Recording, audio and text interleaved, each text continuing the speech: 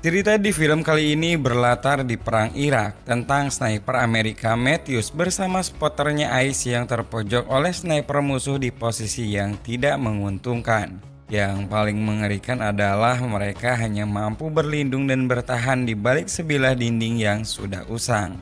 Sniper Irak tersebut ternyata bukan sniper biasa. Dia adalah Juba, seorang legenda sniper Irak yang terkenal mematikan dan mempunyai kesabaran tinggi. Apakah mereka berdua berhasil selamat dan menemukan di mana si posisi sniper itu? Seperti biasanya guys, pasang dulu headsetnya, jauhi keramaian, dengarkan baik-baik. Dan ini dia cerita The Wall 2017.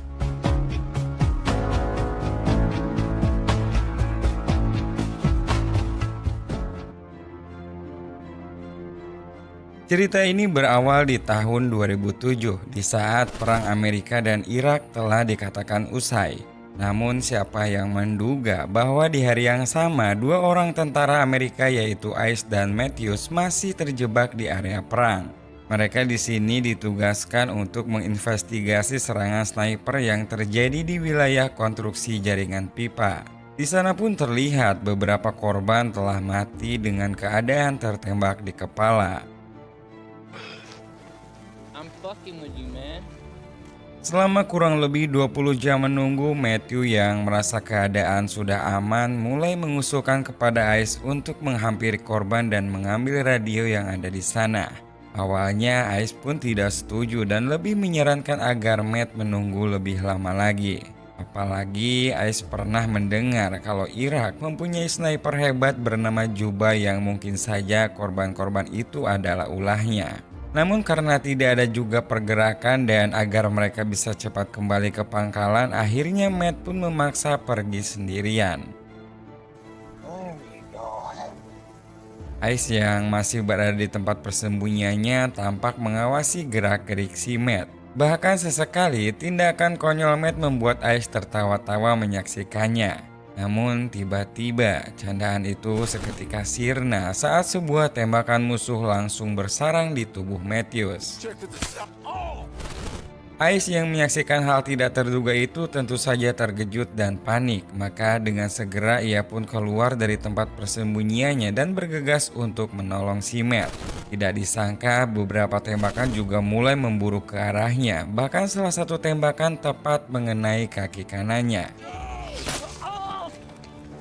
Akhirnya ia pun tak bisa berbuat banyak selain terpaksa meninggalkan Matt dan memilih bersembunyi di balik dinding usang yang berada di area itu.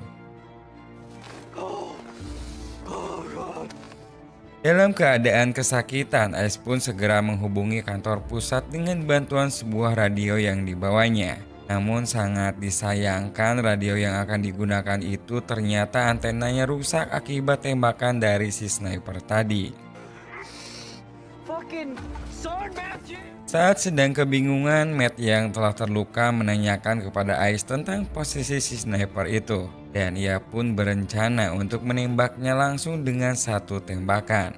Ice yang memang tidak tahu posisinya di mana akhirnya menyuruh Matt agar tidak melakukan niatnya tersebut karena resikonya bisa saja Matt yang mati duluan. Dalam keadaan masih menahan sakit karena luka di lututnya yang sangat parah bahkan terus mengucurkan darah, Ice pun mencoba mencari tahu letak di mana si sniper itu dengan cara melobangi dinding untuk menempatkan teropong di sana. Dan saat Ice telah siap dengan teropongnya, Matt sendiri ternyata keburu pingsan. Bingung dengan apa yang harus dilakukan selanjutnya, Ice pun memutuskan untuk mengeluarkan peluru yang bersarang di lututnya dan langsung membungkusnya dengan perban. Namun karena memang terlalu banyak kehilangan darah, Ice pun akhirnya pingsan di sana.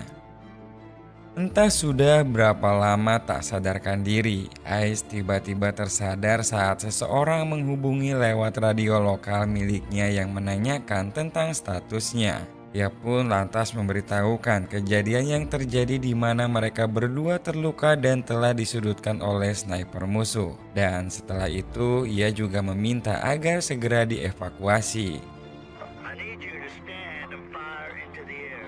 Untuk memastikan lokasinya, orang di radio itu pun menyuruh Ice untuk berdiri dan menembakkan pistol. Ice yang merasa hal itu adalah tindakan konyol yang mana si sniper musuh bisa saja menembaknya memilih untuk tidak melakukannya.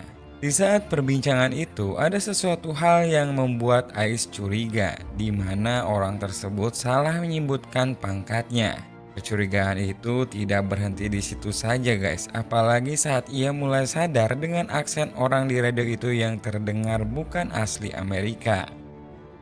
Dan akhirnya terbongkarlah semuanya. Orang yang di radio itu bukanlah pihak Amerika, melainkan adalah si sniper yang telah berhasil menembak dan melumpuhkan mereka berdua.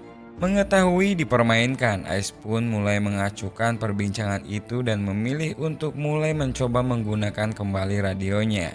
Namun si sniper itu mengancam akan menembak kepala Matt jika Ice menghindar dari perbincangan. Dan akhirnya gak ada pilihan lain selain mulai mendengar dan mengobrol dengannya. Di tengah-tengah obrolan itu, Ice pun kembali memperbesar lubang di dinding untuk melihat keberadaan di mana posisinya. Ia bahkan sampai menghitung letak jarak dari tembakan yang telah dilepaskannya. Sebenarnya si sniper itu berbicara ramah guys, dan hanya ingin mengobrol saling berkenalan. Dia pun mengutarakan kalau dirinya adalah seorang warga biasa. Namun Ice yang sadar bahwa itu adalah musuh tentu tak ingin percaya begitu saja. Ice juga akhirnya ikut mengarang tentang latar belakang dirinya.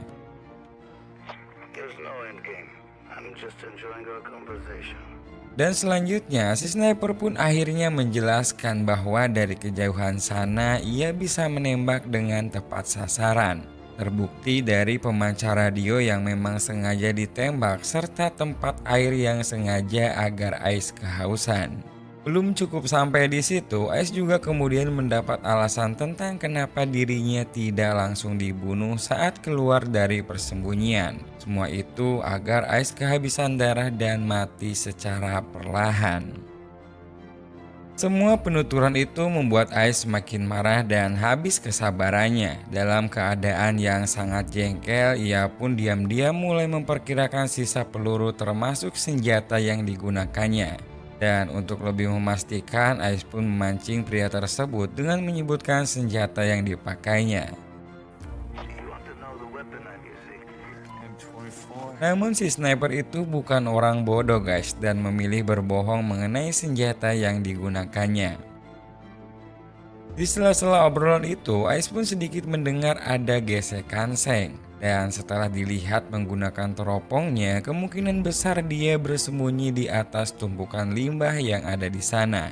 Di sini Ice juga mulai menyimpulkan kalau dia adalah Juba, seorang legenda sniper Irak yang sangat mematikan, yang pernah berhasil membunuh 75 tentara Amerika tanpa ketahuan dari mana melakukan tembakan.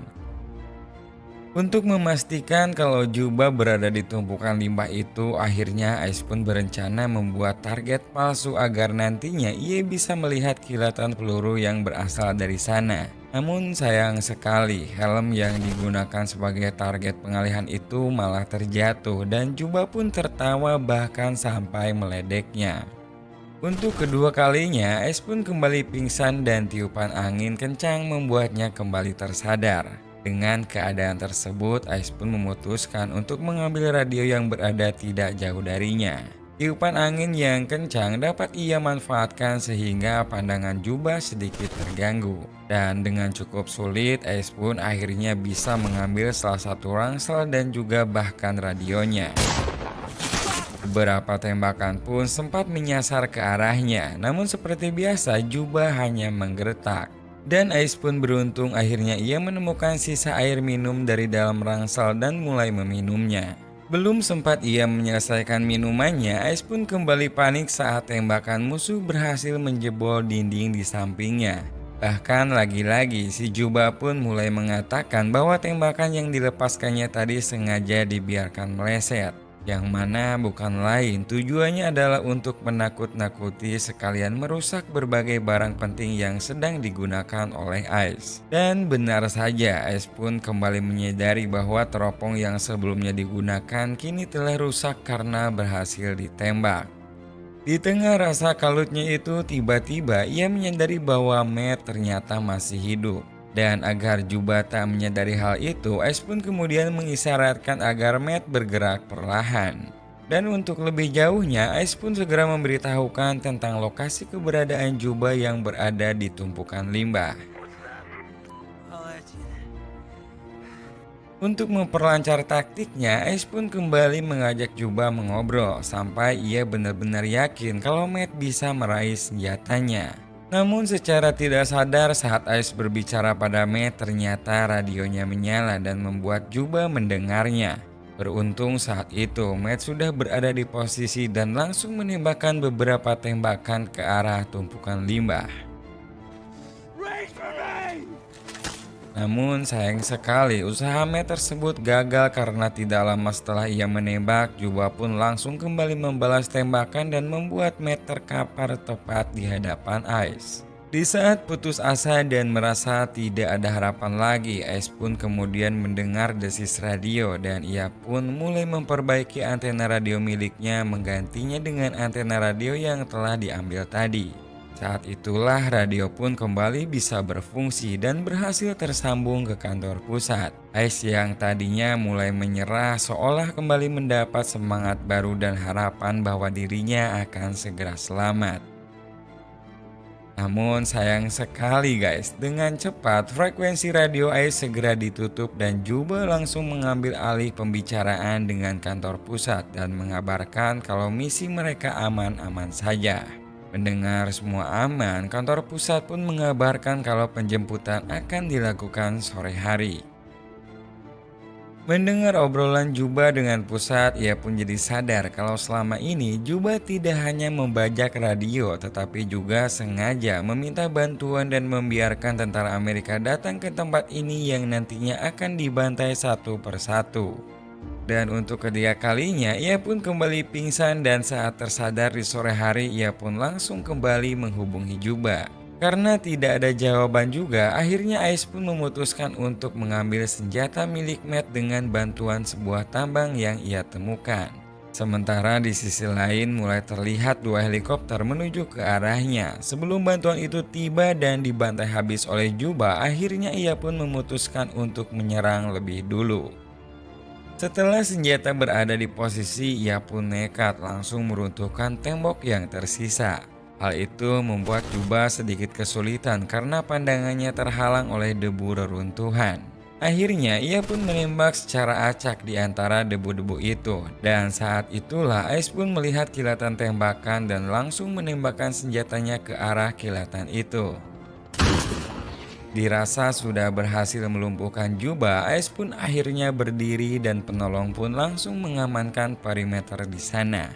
Saat akan dibawa, ia pun sempat mengatakan kalau di tumpukan limbah masih ada musuh. Namun sayang sekali mereka tidak mendengar karena suaranya terhalang oleh gemuruhnya suara heli yang ada di sana.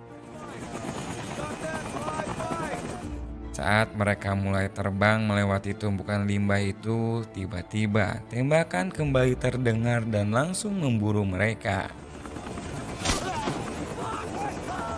Akhirnya kedua heli itu pun harus terjatuh bersama semua tentara di dalamnya. Sebelum film berakhir, keesokan harinya pusat pun kembali menghubungi heli dan Juba pun kembali membajak radio itu.